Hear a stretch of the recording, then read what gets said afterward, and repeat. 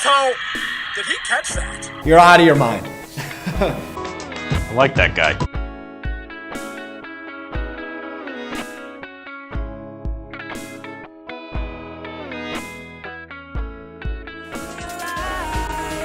Welcome to First Take, Your Take, exclusively on Facebook Watch. We welcome in this week's winner. Alex Strouf of Green Bay, Wisconsin said the Lakers need to get more than LeBron in order for this to be a success. Please tell us why. Right, so if you don't mind, let me start with this. This move for LeBron is a good move for a couple things. Number one, merch sales are going to be through the roof. I mean, a Lakers jersey 23, that's going to make so much money. It's a great move for that, right? It's a great move for showing that pressure does not scare the king, Jason. I mean, obviously, this stage is huge. There's no basketball stage larger than Los Angeles, especially the Lakers. So showing that this stage does not scare the king, wonderful move. But it's also a good move for putting LeBron stuck at 3 rings for the time being, because in this conference, you and I are in agreement here, you've said it before, he's not going to win. I mean, he will not win. Look at this supporting cast around him. There's no Kawhi, no Boogie, no Paul George. They're not there right now. He's got Kentavious Caldwell-Pope, LeVar Ball's son, a washed-up Rajon Rondo, Lance Stevenson, who likes his ear more than basketball, and JaVale McGee and Brandon Ingram. I mean, this supporting cast is just as bad, if not worse, as this Cavaliers team he brought to the finals this past year. Players are remembered by their greatest moments, right?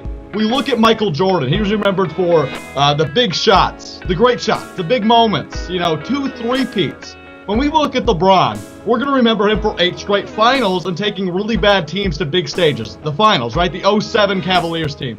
This past year, the 2018 Cavaliers team. We'll remember him for that. And now I think this Lakers run, and it's premature to say this, but it might be something we choose to forget about because he's not going to win. Welcome back. The Wisconsin Badgers football team got their 5th win of the season on Saturday, winning 49-20 over Illinois. The Badgers took advantage of 5 first-half turnovers, 5 to rout Illinois. The Badgers rushing attack had another huge game, what's new, rushing for 357 yards. Alex Hornibrook had a pretty solid game, completing 13 of 22 passes for 188 yards and 3 touchdowns while tossing 2 interceptions, but we'll leave those off the table. Jonathan Taylor had another great game, rushing for 159 on 27 carries. Tight end Jake Ferguson led the Badgers in receiving with 3 receptions for 62 yards and a touchdown. So what can the Badgers learn from this game over a not-so-tough opponent? Well, 2 strikeouts for Grimm. That one's hit hard and deep. Goodbye in walk-off fashion for UW Oshkosh. Taylor Grimm and UW Oshkosh take game number 1 as they come from behind in inning 9, and in extra innings, their catcher hits his 46th and 47th runs batted in of the season. He swarmed at home plate, and UW Oshkosh wins game 1, 5. Patrick Mahomes has thrown 10 touchdowns in his first 2 weeks as a full season starter, and only his second and third career starts. He's thrown 10 combined touchdowns. And what needs to be put across, because we always knew the big arm existed, but we need to realize Patrick Mahomes possesses every intangible, every aspect, every characteristic you need to be an extremely successful quarterback in the NFL. When he takes hits, he's fine. He gets up all jacked up. He likes getting hit. He likes going down. He's okay with it. What proved very, very evident to me were the first 2 touchdown passes he threw in the game against Pittsburgh. Chris Conley, the first one, great throw back of the end zone, great poise in the pocket. That was a concern preseason that they had on Patrick Mahomes. Could he maintain his poise in the pocket? Because we know he can use his legs. He was 5 carries for 18 yards on Sunday. He can use the legs if need be, but the poise in the pocket was outstanding. And then another great throw was the first of 2 touchdowns to Travis Kelce. It was waiting for a play to develop, waiting for your playmaker in Kelce to go do his thing, and it was a perfect pass as Kelce jumped backwards, brought the ball to the chest, and fell into the end zone for the second touchdown of ultimately Patrick Mahomes' 6. So with that said, Patrick Mahomes, he's for real. Kansas City has their guy. And I mean, my next question was, you've played in an interesting era because you got to see the end of Mike, you got to see pretty much the prime of Kobe and the beginning of the prime of LeBron.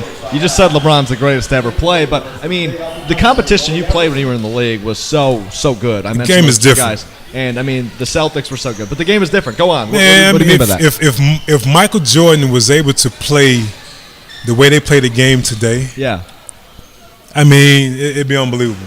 The Green Bay Packers return from the bye week to start a critical stretch in their season. The Packers are currently second in the NFC North, just behind the Minnesota Vikings by half a game.